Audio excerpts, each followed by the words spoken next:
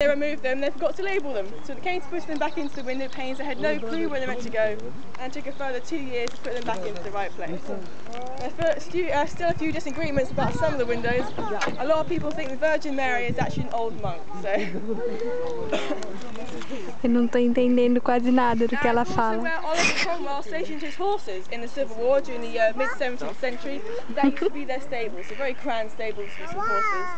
That connects the bridge in front of us here, which is the oldest bridge on the river, and that's because Oliver Cromwell knocked down all the others in Cambridge to make it more defensive, so he controlled who came in and out of the city. Now this is called Clare Bridge, designed by Sir Thomas Rumbold, and he was only paid 15p for his work.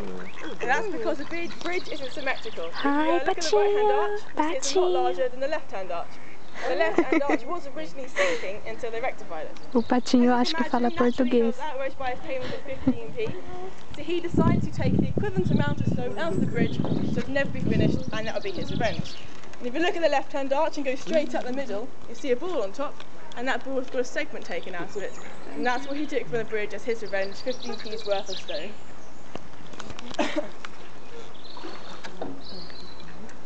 Now this bridge connects Clare College on our right hand side, and in the 1980s some students had just graduated, just finished their degree, and they decided to play a prank on all the tourists on the river. Now because we're always pointing out that ball on top of the bridge there, you guys in the boats are always looking at it. So they decided to make a papier-mâché replica of this ball. It looks exactly like the stone one, and as the boat of tourists are going underneath that archway, they actually push it off into the boat. Now the tourist thought it was a real stone ball, and so they jumped into the river to get away from it and see it float harmlessly by.